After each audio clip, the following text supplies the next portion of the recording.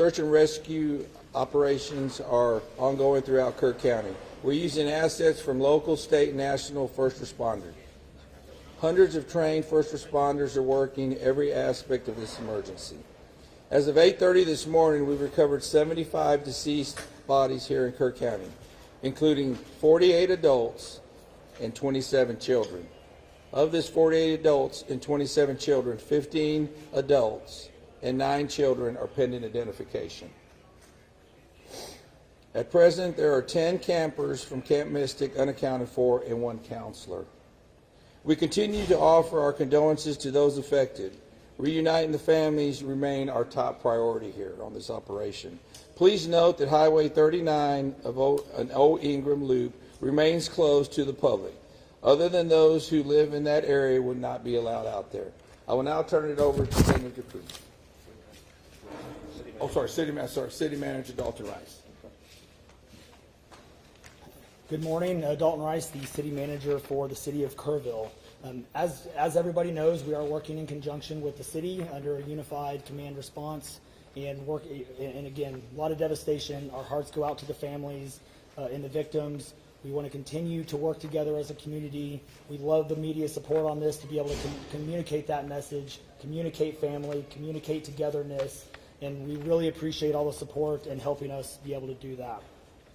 Search and rescue, as the sheriff said, search and rescue operations will continue today from Hunt in North Kerr County all the way to Canyon Lake in Comal County. Now, we're only focused on the Kerr County side, but we wanted to talk about that because for a linear from Hunt all the way to Comal County in a straight line distance is over 100 kilometers. This is a massive field that is happening, and again, this is unprecedented flood events. So we are still currently in the primary search phase, which is the rapid one.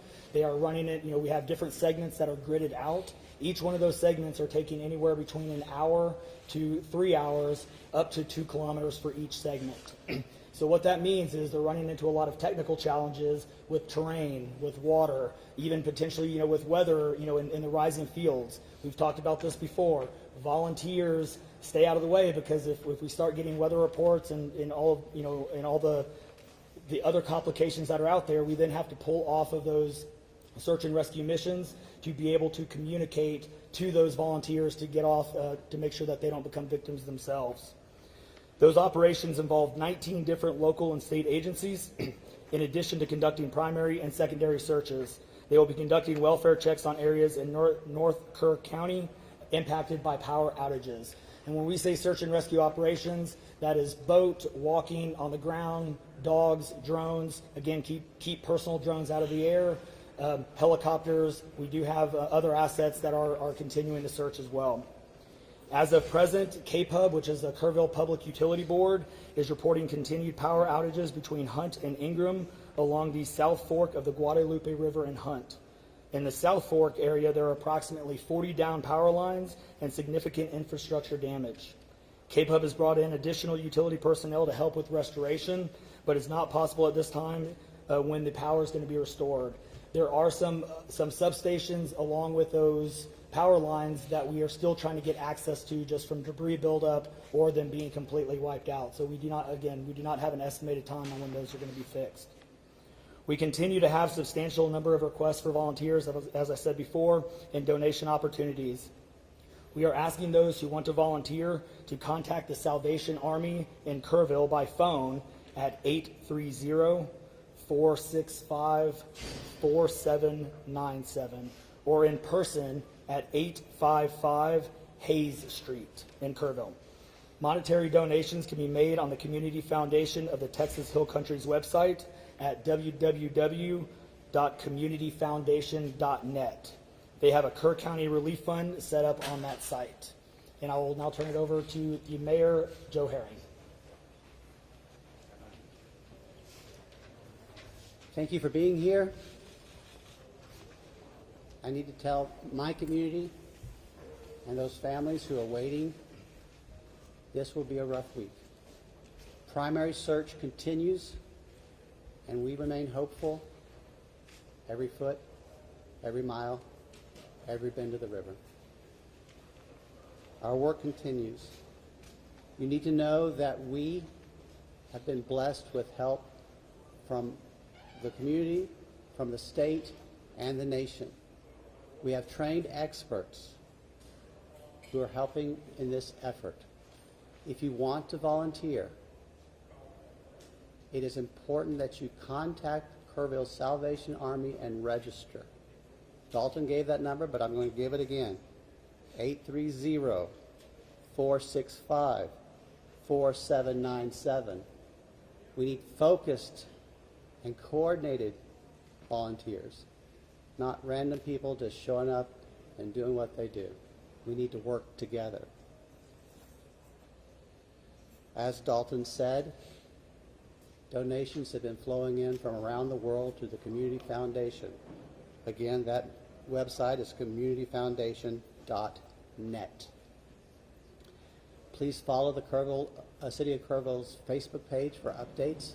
They're accurate. We take a lot of time to make sure we send out information that will be helpful, not only to residents, but to those who are visiting. I've said this 100 times, and I will say it again. We need your prayers. We need your prayers.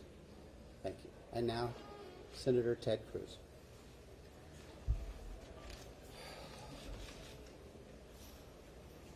Texas is grieving right now. The pain, the shock of what has transpired these last few days has broken the heart of our state. As of yesterday, the confirmed death toll was 82, and those numbers are continuing to go up. The children, the little girls who were lost at Camp Mystic. That's every parent's nightmare. Every mom and dad. Last week, we were picking up our daughter from camp here in Hunt. Our girls have gone to camp here for a decade. The Hill Country is an incredible part of Texas, part of the country.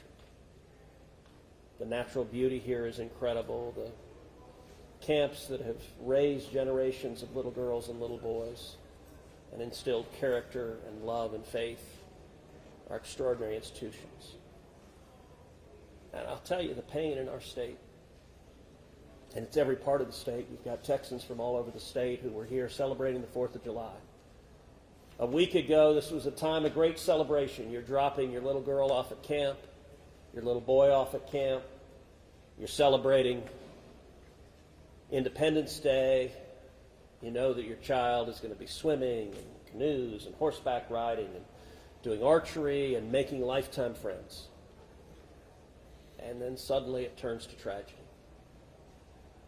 For the last several days, I've spoken to multiple parents, scared out of their mind. What, do you know anything? Where is my daughter?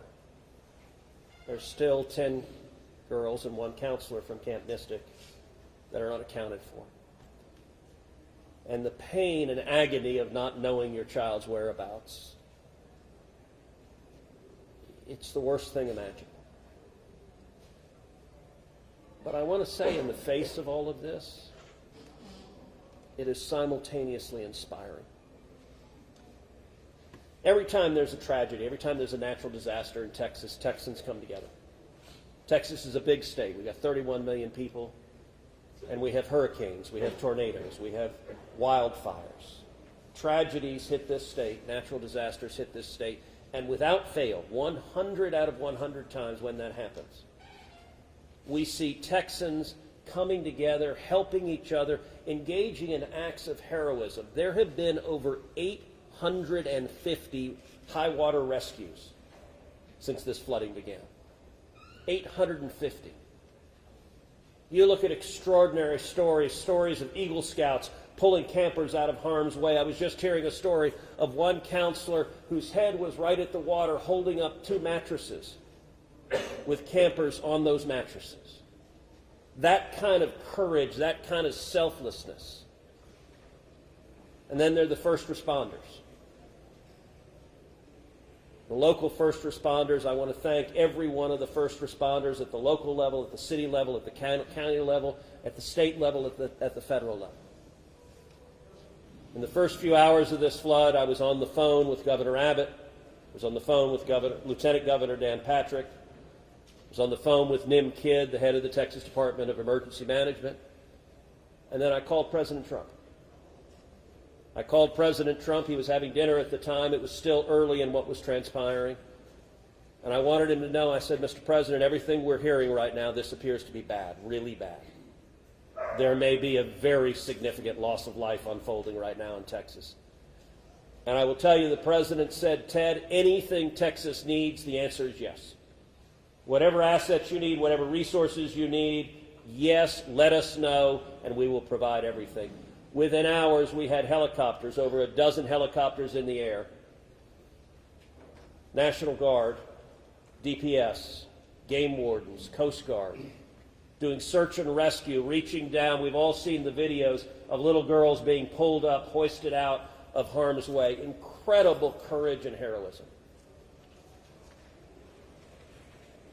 Search and rescue is the first stage, but the process of coming together and rebuilding is going to take longer. And I will say to all the grieving families, to all of those who've gotten the worst news imaginable, that your little girl, she's gone. I will say for many of us, those are friends and neighbors who've lost children. Got multiple kids who go to school with my girls.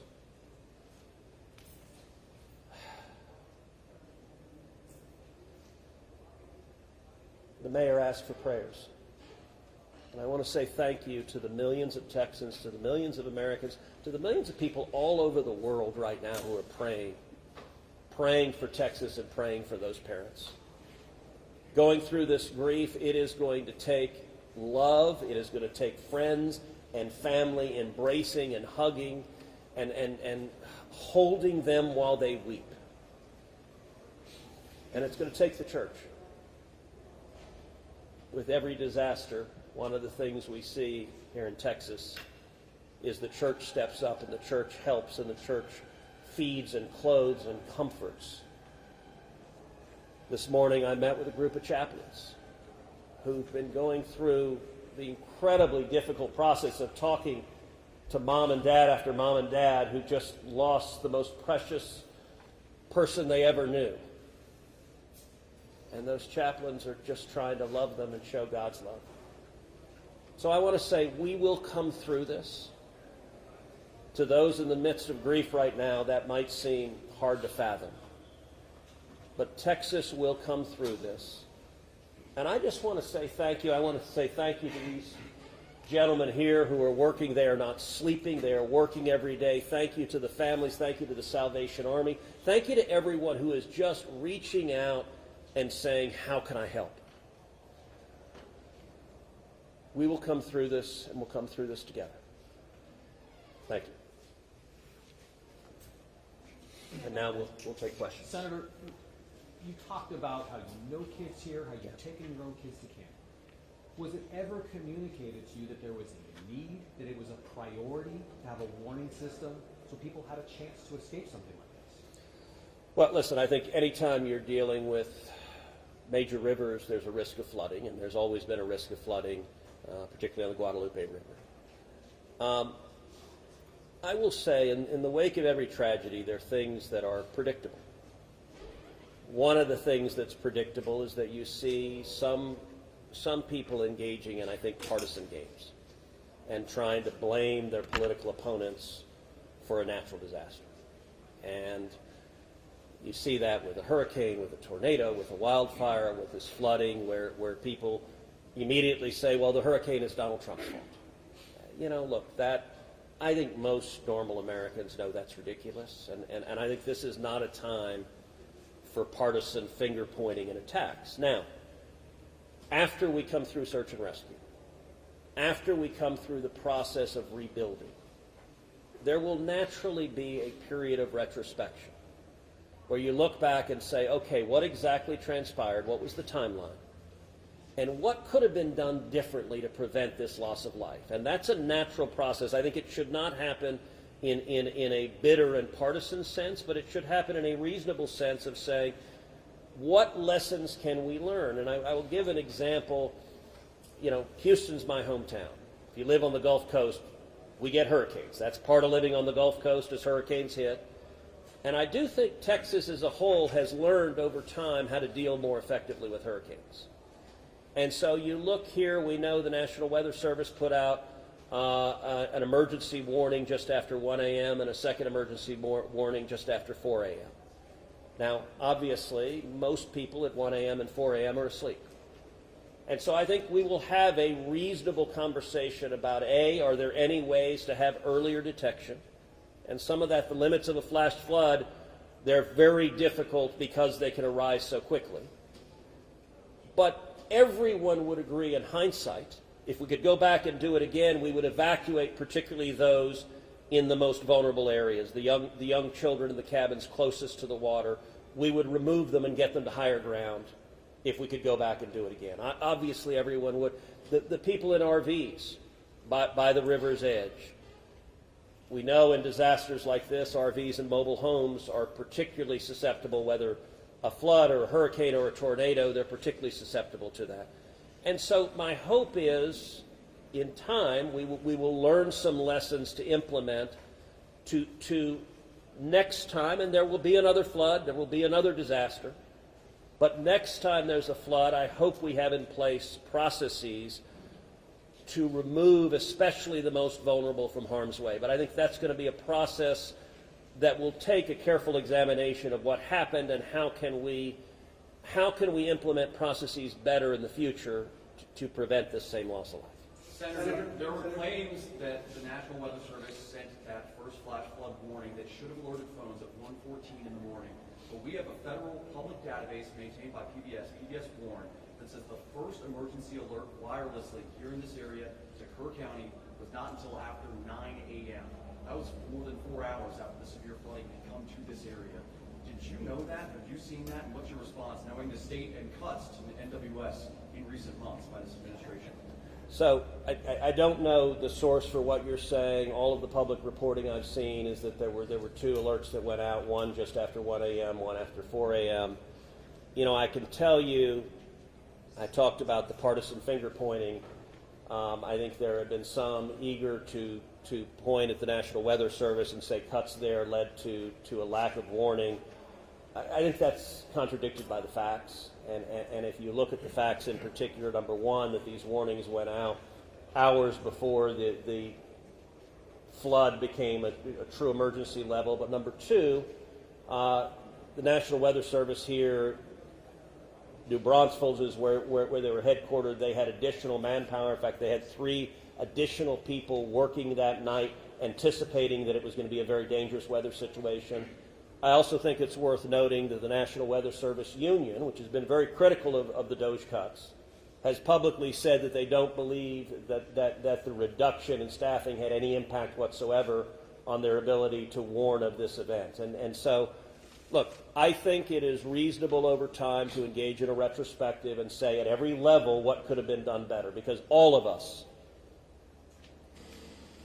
would want to prevent this horrific loss of life. But I think just immediately trying to use it for either side to attack their political opponents, I think that's cynical and not the right approach, particularly at a time when we're dealing with a crisis and we're dealing with grief. But does this make you question whether there should be cuts at the National Weather Service and FEMA? I know you've been supportive of FEMA. Look, I am very supportive of FEMA. I'm very supportive of the National Weather Service. They both perform essential roles, and I think it is critical at every federal agency, particularly when you're dealing with public safety, that we make sure that critical roles are maintained. That's a longer and broader discussion, but as I said, everything from the public evidence indicates that was not a contributing factor to what occurred here. Is it possible to get Dalton in just to talk about that and those National Weather Service alerts? Because there were escalating forecasts throughout the day from the National Weather Service. What did the emergency managers of the county and other local officials do with that information, starting at 1:15 and onward, where you had the dire river forecast at 6:30? Were emergency managers doing anything to put any processes in place to warn people on the river? So overall, we were preparing for the July 4th, weekend. So we had National EMR on site. We were, basically stood up kind of an incident command post, if you will, to prepare for that event. So most everybody was kind of up looking at weather. We looked at the weather before. When you looked at the National Weather Service, flood map, it spanned all the way from the west side of Texas, with Kerr County kind of being in that upper northeast corner of it. And so everybody, including the National Weather Service, was looking at where's the rain going to hit. We know it's somewhere in here, but with rain, especially when you're dealing with terrain, you got to figure out.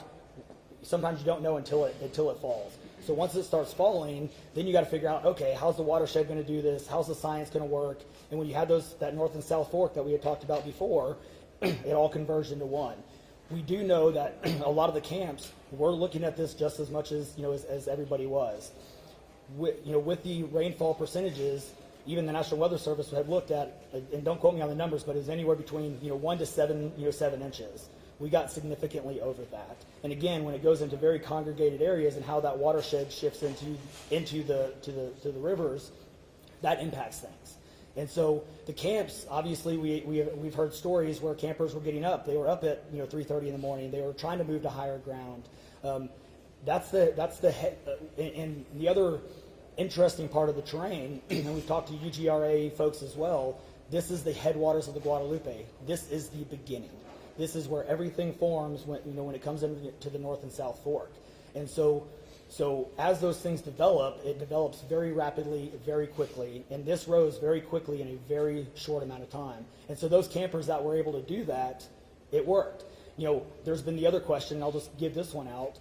Evacuations. Well, why don't we evacuate? Well, evacuation is a delicate balance, because if you evacuate too late, you then risk putting buses, or cars or vehicles or campers on roads into low water areas trying to get them out, which then can make it even more challenging, because these flash floods happen very quickly. That's what. And certainly we saw that in 1987, but was there any discussion about evacuation earlier, but when it wasn't too late? Was there any discussion about that among the officials? So repeat your question. Was there any discussion to evacuate or activate any emergency plans before it was too late, where it would be very dangerous like that? Well, so again, just like disasters in Texas everywhere, it's very tough to make those calls, because what we also don't want to do is cry wolf. We don't want to make sure that we activate it at the right time. It is very difficult, very challenging, especially with this. We're looking at 100 kilometers, right? That's a big straight line distance. That's not even along the river. These areas take a lot of time to get out to. So even when first responders were on the ground at 3:30 in the morning, and we had reports, we had first responders that were getting swept away, actually responding to the first areas of rainfall. That's how quick it happened. First responders who have experience, who are Swiftwater qualified, were driving to as soon as the rain started falling, were driving to these areas, and one of them got swept off the road. Well, it Is doesn't. there any communication between 1 and 4 a.m. from local law enforcement to the camp saying, I know you can't get buses in an hour, but was there anyone telling the camp between 1 and 4 a.m. you need to get the girls to higher ground, at the very least, even if they have to walk up there in the rain, as many of them actually ended up doing? Was there any communication from local law enforcement to anyone at that camp between 1 and 4 a.m.? That I don't know off the top of my head. What I do know, though, is there's 55,000 people in Kerr County. Kerr County is a massive, massive area. From here to those camps is 45 minutes on a good day. And so, obviously one of the big challenges that we have, even when you have cell service, a lot of those areas don't even have cell service. Radio communications towers, radio towers within the hill country becomes very challenging. So there's a lot of areas, especially when weather comes in, where cellular towers are down or you already have bad service. So there's a lot of factors that play and a lot of variables in there on communication that, again, I think as we work through this process, we know everybody has a lot of questions regarding what are the next steps and what's next. And I think all of these things, these are all great questions. And as we continue search and rescue and as we continue to move to the next step, we definitely want to dive in and look at all of those things, from cell service tower to radio communications, or emergency alerting. Any of those things, I think we all really need to take a look at and review. And we're looking forward to doing that once we can get this search and rescue and stuff complete. In regards to the total number of, before I say anything else, I just want to say thank you to you, all the first responders, everyone involved. We've been praying. Thank you. We've been praying. The media's been praying. Thank you guys for doing that. I've got two questions. One, for you, try to get an accurate count on number of missing. I know you can't. I know we don't know we don't know what we don't know. Yes. But do we know a rough idea on total estimates that are still missing overall throughout the county? And then one other follow-up, this may be for Senator Cruz. A lot of speculations being made about this being somehow man-involved with the weather modification, with some of the rainmaker technology, working with farmland. Do you think any of that, is there going to be any investigations into that, or can you communicate anything on that? Let me answer your first question. I'm definitely turning that second one over to him. So on the first question, with missing persons, so obviously we have the knowns, the Camp Mystic kids, which is the numbers coming down as the sheriff has stated, and then we have the unknowns. We don't know what we don't know. We actually have a 5 hotline line. It fluctuates between 3 and 5, but we're working on it. We get calls 24 hours, 7 days a week. We haven't hit the weeks yet, but we're still taking in calls. We are collecting all that information. So we don't have a solid number that we're willing to talk about right now. We do know that it is a lot, because we also are getting a lot of fake calls. You're looking. This is a worldwide discussion, and we're dealing with scammers. Victims' families are being reached out to, saying that they have their kids pay me money. It's heartbreaking. It's absolutely heartbreaking. We're dealing with with mental health issues, where people are calling saying they have visions. All of these things we're dealing with on a day-to-day basis, and we're having to vet this information, and it becomes very taxing on our people. Again, this is an extremely heartbreaking. This is, if not the worst, one of the worst disasters in this region in a very, very long time, even beyond 1987. And but we're best estimate, like dozens or hundreds, or just to give people an idea. A lot. So, Yeah, there. Not to get into the weeds on, people are asking lots of questions, and where should we start the investigations after? To the best of my knowledge, there is zero evidence of anything related to anything like weather modification. And look, the internet can be a strange place. People can come up with all sorts of crazy theories. What I know is a reality is that a whole lot of Texans are grieving right now. I will tell you, I was visiting with one parent who was talking about online, being harassed online because their information was public that they had a little girl who was missing at Mystic. And look, there are a lot of people who are messed up, and my call for everyone, there's a time to have political fights, there's a time to disagree. This is not that time. This is a time just to reach out, support each other, go volunteer at the Salvation Army, give them money, go volunteer at your church, you know what I did when this happened? Just go hug your kids. Because I got to tell you, I hugged my girls with tears in my eyes, because every one of us who's a parent, there but for the grace of God go I. And nothing will fill the void in these moms and dads' hearts, but they'll make it through it. And every one of us, we have an obligation to come through and help them make it through it. And look, Texas will come through, and let me say, Kirk County, the Hill Country is incredible. It is beautiful. And these summer camps, Camp Mystic is an incredible Texas institution. For a century, it has made a profound difference helping young girls become strong women in Texas and across the country. And so, for me at least, I'm praying for these camps. I'm praying for all the campers, everyone implicated, everyone impacted. And I hope we come together and stand as one doing that. Thank you.